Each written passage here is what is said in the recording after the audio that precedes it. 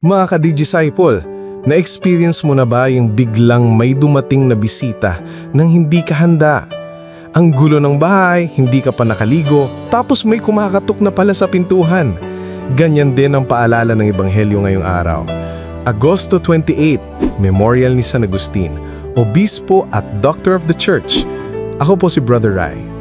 Sa Ebanghelyo natin ngayon mula sa Mateo 24:42 hanggang 51, sinabi ni Jesus, "Magbantay kayo sapagkat hindi ninyo alam ang araw o ang oras na darating ang inyong Panginoon." Nagbigay siya ng halimbawa tungkol sa isang tapat at matalinong alipin na palaging handa at naglilingkod kahit wala ang kanyang amo.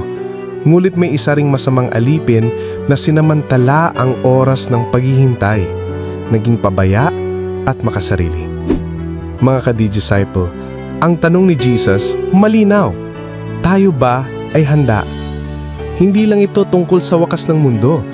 Pwedeng tawagin tayo ng Diyos anumang oras. At ang tanong, handa ba tayong humarap sa Kanya? Kaya perfect ang alaala natin kay San Agustin. Dati siyang malayo sa Diyos, nabuhay sa kasalanan. Pero sa pamamagitan ng panalangin ng kanyang ina, si Santa Monica at ng awa ng Diyos, siya ay nagbalik loob. Sabi nga niya, "Late have I loved you, O beauty, ever ancient, ever new." Nagbago siya, naghandang mabuti at naging isa sa pinakamadakilang doktor ng simbahan. Mga ka-Disciple, kung si San Agustin nga ay nagbago at naging handa sa tamang panahon, kaya rin natin. Maghanda hindi bukas, kundi ngayon.